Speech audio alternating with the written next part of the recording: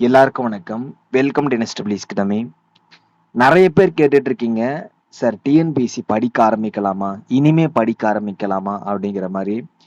NSW தரப்பிலிருந்து TNPSC batch for 2023 to 24 வருகின்ற June 1ஆம் தேதி ஆரம்பிக்க இருக்கிறோம். இது முற்றிலும் இலவசம். கீழ டிஸ்கிரிப்ஷன்லயும், கமெண்ட்லயும் WhatsApp and Telegram group link இருக்கும். ஜாயின் பண்ணிக்கோங்க. ஸ்டடி பிளான் எல்லாமே உங்களுக்கு டெலிகிராம் குரூப்லயே அப்டேட் பண்ணியிருக்கிறோம். நம்ம சேனல்லையும் அப்டேட் பண்ணியிருக்கிறோம். ஜூன் 1ஆம் தேதி ஆரம்பிக்கிறோம். Both Tamil and English medium. அதுவரை உங்களுக்கு ஃபர்தர் அப்டேட்ஸ் எல்லாமே அந்த குரூப்ல வந்துரும். ஓகேங்களாங்க? சரி. அதாவது நெறைய பேர் கேட்குறாங்கங்க.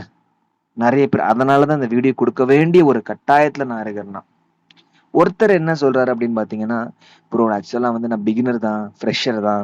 ஆக்சுவலா இப்பதான் வந்து பார்த்தீங்கன்னா, நான் வந்து என்னோட காலேஜ் முடிச்சேன். இதுக்கு முன்னாடி டிஎன்பிஎஸ்சி படிக்கலாம்னு சொல்லி இருக்கிறேன் அப்படின்ட்டு இருக்காரு. இன்னொருத்தவங்க பார்த்தீங்கன்னா, நான் ஃபைனல் இயர் படிச்சுட்டு இருக்கிறேன்.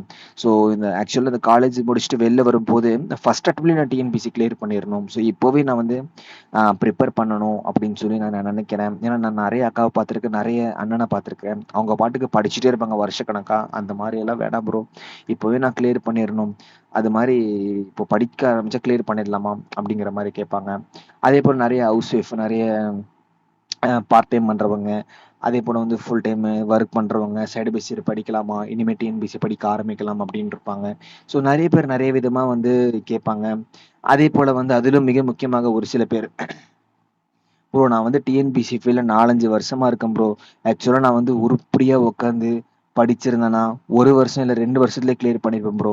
ஆனா, நான் எதையுமே வந்து சரியாக பண்ணல. எதையுமே நான் முழுமையாக நான் வந்து பண்ணல. நான் கிட்டத்தட்ட நெறைய டெஸ்ட் பேட்ச் ஜாயின் பண்ணியிருக்கிறேன். ஆனா, ஒரு டெஸ்ட் பேட்ச் கூட உருப்படியா நான் பண்ணது கிடையாது. எதையுமே நான் முழுமையாக ஃபாலோ பண்ணது கிடையாது. எ எல்லாமே அதாவது என்னன்னா, ஒரு 10 நாள் தாண்டிட்டேன்னா, அது மிகப்பெரிய ஒரு சாதனை மாரி தான் ப்ரோ. 10 நாள் மோட்டிவேஷனா படிப்பேன்.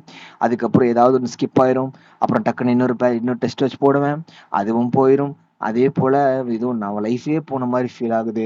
ஓ! சரி, இதுவரைக்கும் நம்ம செய்த தவறு எல்லாமே நம்ம மறந்துட்டு, பாஸ்ட் இஸ் பாஸ்ட் அப்படிங்கிற மாரி போய்க்கிட்டு, இதற்கு அப்புறம் நம்ம வருகின்ற டிஎன்பிஎஸ்சி தேர்வுகள்ல ஏதாவது ஒரு தேர்வ வெற்றி பெற முடியும் அப்படிங்கிற ஒரு நம்பிக்கை இருக்குது.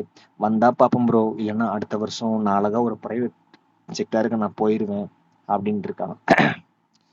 இதே மாரி பல பேர் பல விஷயங்கள சொல்றீங்க. நான் சொல்ட்டே இருந்தா நைட் ஆயிரும். ஓகே. ஆனா எல்லாரோட கேள்விகளிலும், எல்லாருடைய அந்த சொல்றதுலயும் காமனா நீங்க கேட்கறது என்னன்னா, டிஎன்பிஎஸ்சி படிக்கலாமா? டிஎன்பிஎஸ்சி இனி படிக்கலாமா? அப்படிங்கிற மாரி கேட்கறாங்க. ரொம்ப லேட் எல்லாம் ஒண்ணும் இல்லங்க. ஏன்னா ஒரு சில பேர் நெனைக்கிறாங்க, ப்ரோ என்ன ப்ரோ டிஎன்பிஎஸ்சி வந்து அவங்க பார்த்தீங்கன்னா, வருஷ கணக்கா உட்காந்து படிச்சுட்டு இருக்கிறாங்க. சீனியர் மோஸ்ட் ஆஸ்பிரண்ட் இல்ல எக்ஸ்பர்ட் ஆஸ்பிரண்ட் உட்காந்துருக்குறாங்க. இப்போ நான் டிஎன்பிஎஸ்சி ஃபீல்டுக்குள்ள வந்தது லேட்டாவா? அப்படிங்கிற மாரி கேட்குறாங்க ஒரு சில பேர். நான் என்ன சொல்றேங்க, நெறைய பேச விருப்பம் இல்ல. ஏன்னா நெறைய பேசலாம். நெறைய விஷயங்கள் சொல்லலாம். ஆனா என்னன்னா முக்கியமான விஷயங்கள் ஸ்கிப் ஆயிருமோங்கிற பயம் தான். அதனால தான். ஓகே. அதாவது நீங்க பிகினரோ, இல்ல வந்து இன்டர்மீடியேட்டோ, இல்ல வந்து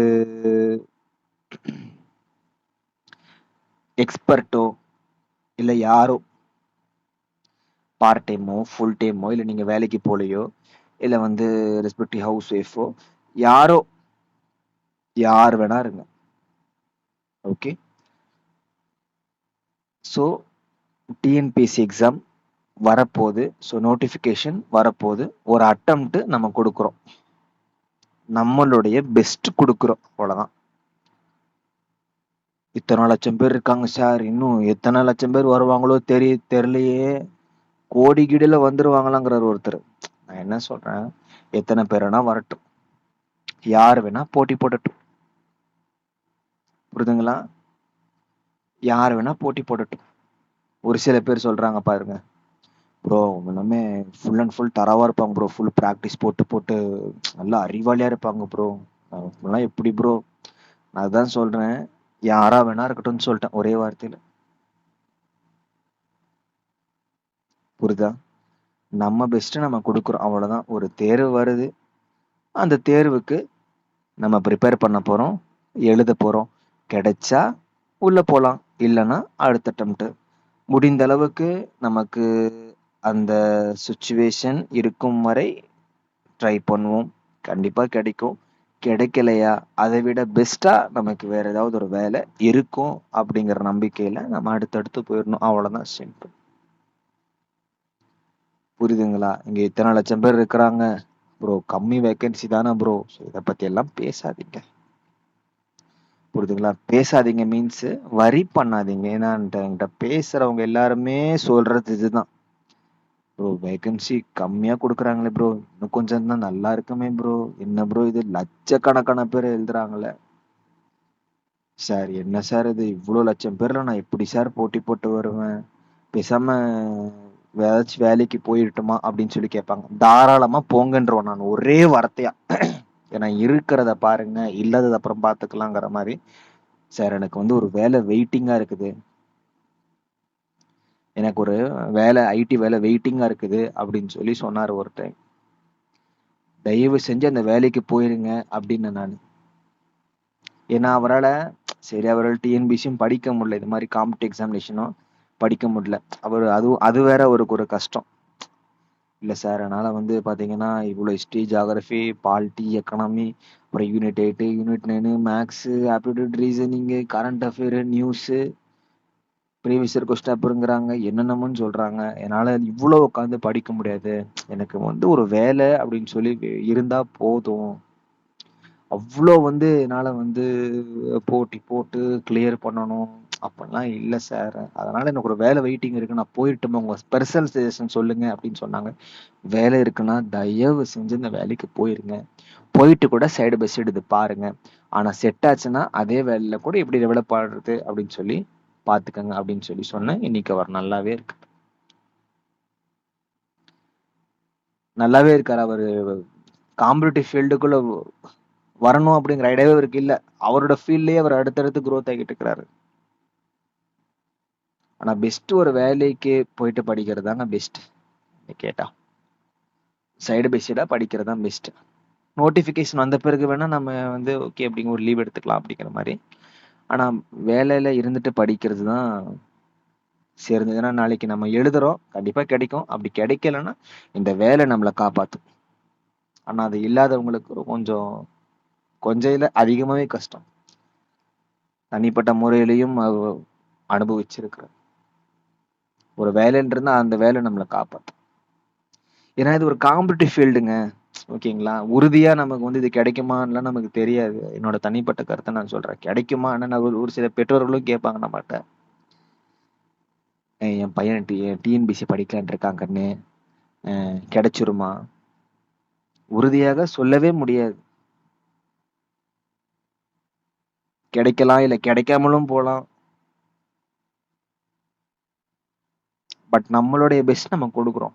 ஓகேங்களா? அதனாலதான் ஏதாவது ஒரு வேலைக்கு போயிட்டு படிக்கிறவங்களுக்கு ஒரு செப்பரேட் அப்ரிசியேஷன் ஃப்ரம் மீ. ஏன்னா எப்படி இருந்தாலும் அவங்க அந்த வேலை அவங்கள காப்பாத்திரும். எப்படி பார்த்தாலும் ஜஸ்ட் ஒன்றும் இல்லை, ஒரு வேகன்சி கொடுக்குறாங்க, ஒரு 1000 வேகன்சி கொடுக்குறாங்க, அது எழுதுறாங்க 10 லட்சம் பேர், 5 லட்சம் பேர் எழுதுறாங்கன்னு வச்சுக்கோங்க. ஒட்டுமொத்த 5 லட்சம் பேரும் வந்து வேற லெவல்ல படிச்சு எழுதுனாலும் எத்தனை வேகன்சி மீன்ஸ் என்னது, பணியிடங்கள். அந்த 1000 பேருக்கு தான் வேலைங்க. புரியுதுங்களா உங்களுக்கு? அப்படிங்கிறப்போ எப்படி நான் அவர்கிட்ட வந்து கிடைக்குங்கிற மாதிரி சொல்ல முடியும்? ஐ ஜென்ரல் ஹியூமன் தான். ஓகேங்களா? 1000 வேகன்சி இருக்கு அப்படிங்கிறப்போ அந்த 1000 பேருக்கு தானேங்க வேலை. 5 லட்சம் பேர் எழுதுறாங்க அப்படிங்கிறதுக்காக 5 லட்சம் பேருக்கும் பாசிபிளா? நீங்களே சொல்லுங்க பார்க்கலாம். ஸோ இதுதான். ஓகேங்களா? ஸோ அதனால் ஒரு வேலையில இருந்து படிப்பது அப்படிங்கிறது ரொம்ப பெஸ்ட்டு. ஒரு சில பேர் வேலையை விட்டுட்டுமான்னு கேட்பாங்க. தயவு செஞ்சு வேணாம்ப்பா சாமி அப்படின்றோம் நான். பெர்சனல் ஒப்பீனியன் வேணவே வேணாம். நீங்க அந்த வேலையை சூப்பரா பண்ணுங்க. சைடு பை சைடு இதை பார்த்துக்கோங்க. நோட்டிஃபிகேஷன் வந்த பிறகு வேணா நம்ம ஃபர்தரா இது பண்ணலாம். தவிர இப்போ இருக்கிறத பாருங்க. இருக்கிறத பாருங்க. அதுல வந்து எப்படி முன்னேறலாமோ அப்படி பாருங்க அப்படின்னு தான் நான் சொல்றேன். எல்லாத்துக்குமே நான் தான் சொல்றேன். ஓகே. இந்த வீடியோ போடலாமா வேணாம்னு கூட எனக்கு தெரியல. ஓகே. ஏன்னா இத பத்தியே நம்ம பேசும்போது, மெசேஜ் பண்ணும்போது இத பத்தியே மாணவர்கள், தேர்வர்கள் கேட்டுக்கிட்டே இருக்கிறாங்க. ஸோ அவர்களுக்கு மதிப்பளிக்கும் விதமாகத்தான் இந்த வீடியோ நான் பதிவேற்றேன். இதுல இருக்கும் அனைத்துமே என்னுடைய தனிப்பட்ட கருத்துக்கள் தான். ஓகே. ஸோ நீங்க விருப்பப்பட்டா எடுத்துக்கலாம். இல்லன்னா so thank you. Thank you so much.